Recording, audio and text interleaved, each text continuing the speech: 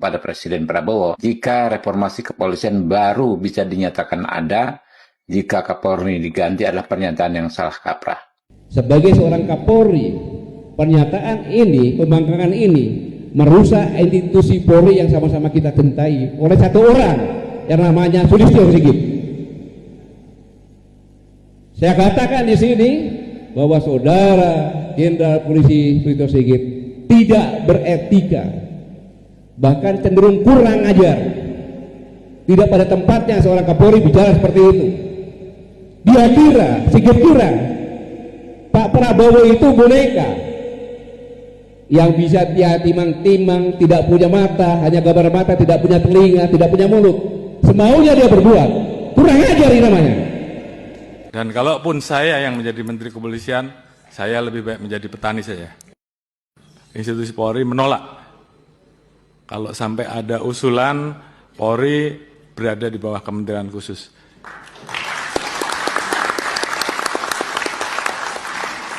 Karena bagi kami posisi institusi Polri seperti saat ini adalah posisi yang sangat ideal. Kita bisa menjadi alat negara yang betul-betul memberikan pelayanan kepada masyarakat di bidang Harkamtibmas, di bidang hukum, di bidang pelindungan, pelayanan. Di satu sisi kita betul-betul bisa berada langsung di bawah Bapak Presiden, sehingga pada saat Presiden membutuhkan kami, maka kami bisa bergerak tanpa harus ada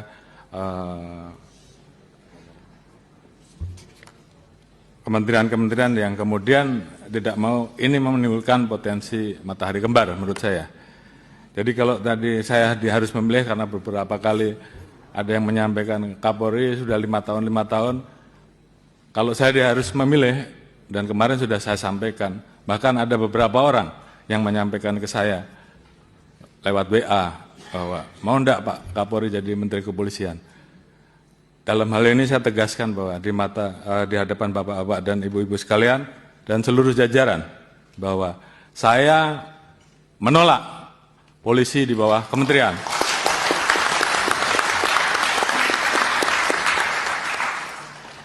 Dan kalaupun saya yang menjadi Menteri Kepolisian, saya lebih baik menjadi petani saja.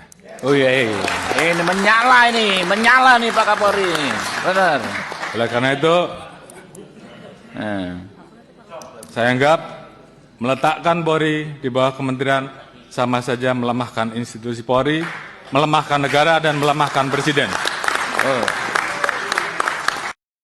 Assalamualaikum warahmatullahi wabarakatuh. Pernyataan tokoh oposisi soal pergantian Kapolri salah kaprah. Pernyataan tokoh oposisi Abraham Samad dan rekan-rekannya pada Presiden Prabowo jika reformasi kepolisian baru bisa dinyatakan ada jika Kapolri diganti adalah pernyataan yang salah kaprah. Cukup aneh ketika banyak pihak berbicara berdasarkan kajian ilmiah soal reformasi kultural dan institusional. Orang-orang ini justru datang dengan usul terkait personal. Usulan mereka sangat tendensius, terkesan subjektif, dan bersudut pandang sangat sempit. Kita paham sekali reformasi di bidang apapun tidak bisa disandarkan hanya pada persoalan suka atau tidak suka bersifat personal. Terlebih, Kapolri Listio Sigit Prabowo justru sosok yang selama ini terdepan dalam mempercepat reformasi Polri. Data di Komisi 3 menunjukkan bahwa sejak beliau memimpin 2021, represivitas Polri menurun drastis. Polri juga tercatat sebagai institusi mitra Komisi 3 yang paling responsif terhadap pengaduan masyarakat. Yang jelas, pergantian Kapolri adalah kewenangan konstitusional Presiden yang seharusnya tidak diintervensi oleh tokoh-tokoh oposisi tersebut. Boleh saja mereka berbeda kepentingan soal politik, tetapi janganlah memberikan tekanan yang salah kaprah kepada Presiden, karena justru bisa melemahkan negara kita. Saya paham sekali karakter Presiden Prabowo yang tidak suka berbicara soal personal ketika membahas hal yang bersifat institusional. Selain itu, beliau juga tidak suka dengan gaya menjelek-jelekan orang lain di depan beliau. Ayo kita satukan langkah, kita bulatkan tekad, kita dukung reformasi Polri secara kultural.